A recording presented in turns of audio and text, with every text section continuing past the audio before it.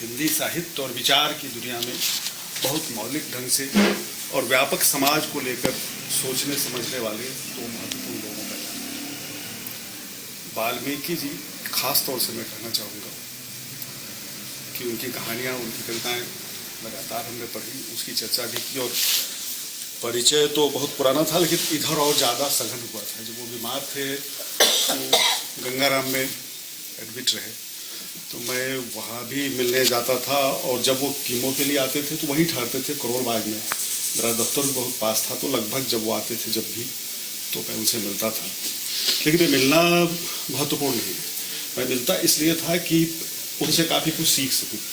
होता यह है कि समाज में रहते हुए, चीज़ों को देखते पढ़ते जानते हुए भी हमारा अपना जो आधार है वो कई बार हमें कई ऐसी सच्चाई तक नहीं पहुंचने देता है जहां तक पहुंचना बहुत ज़रूरी होता है। जैसे काचा एलिया की किताब में जब हमने पढ़ा कि एक बच्चा कृष्ण की कथा सुनाता है तो लोग उसे कहते हैं कि काफ़ी ज्ञानी बच्चा है, और एक पोचम्मा की कथा सुनाए तो लोग कहेंगे बेवकूफ़ है, इसको कुछ नहीं आता।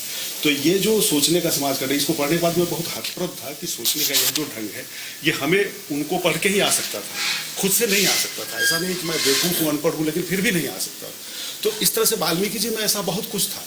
वो एक कहानी उन्होंने मंगलवार लिखी और उसमें कुछ नहीं है, वो बिल्कुल सीधे सीधे ऐसी कहानी अगर लिखी जाए जिसमें सिर्फ सवर्णों की क्रूरता को बताएं या गालियाँ दें तो वो तो उसमें कुछ नया यथार्थ नहीं आता है। वो सब हम जानते भी होते हैं और फिर वो लगता है कि बस वो है, एक आक्रोश है जो व्यक्त हो रहा है।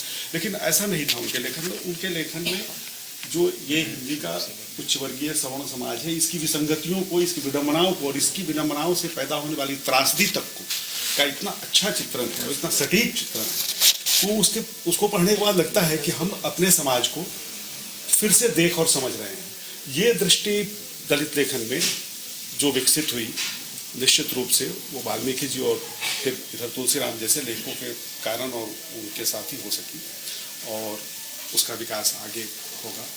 तो इस दृष्टि से सिर्फ ये नहीं देखना चाहिए कि वो दलित चिंतक थे, वो हमारे समय के, हमारे समाज के और समाज का जो सबसे महत्वपूर्ण चिंतक होना चाहिए, जो समाज के सभी वर्गों की विसंगतियों को देख रहा हो और एक बेहतर समाज बनाने के लिए प्रयत्न और संघर्ष कर रहा हो, वैसे चिंतक और लेखक वो थे।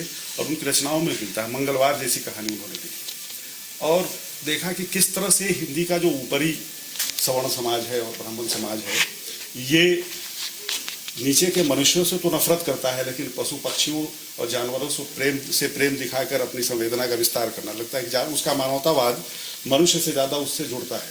लेकिन उससे कैसी एक विडंबना पैदा होती है और किस तरह से जिन बंदरों को खिलाने जाता है वो बंदर उस आदमी को इस तरह नोचते हैं, उसके तार्किक कारण है। बिल्कुल वो ऐसे निकाल बहुत ढंग से कहानी लिखी और कि वो अंततः हॉस्पिटलाइज होता है। तो इस तरह से इस समाज की जो विसंगति है, इस समाज की क्रूरता को ही सिर्फ नहीं दिखाया, इसके प्रति आक्रोश नहीं व्यक्त किया, इस समाज के भीतर जो ऐसी विडंबना है जो एक बड़ी त्रासदी में भी तब्दील हो सकती है, इस यथार्थ का चित्रण बिल्कुल एक ऐसा नया यथार्थ है जो वाल्मीकि जैसे लेखक ही हमारे सामने ला रहे थे। और आखिरी दिनों तक बहुत सारी चीज़ों पर हमारी बातचीत भी होती रहती थी उनसे, और निश्चित रूप से उनका जाना हमारे बीच से एक महत्वपूर्ण लेखक, एक महत्वपूर्ण विचारक का उठ जाना है।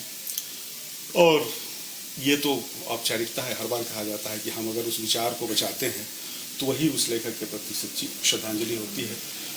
यह भी मैं भी रहा हूँ, लेकिन ये बहुत कठिन काम है और सबको मिलकर इसे करना चाहिए, तभी हम सच्चे अर्थों में उन्हें अपनी श्रद्धांजलि दे पाएंगे और उनकी स्मृति को प्रणाम करेंगे।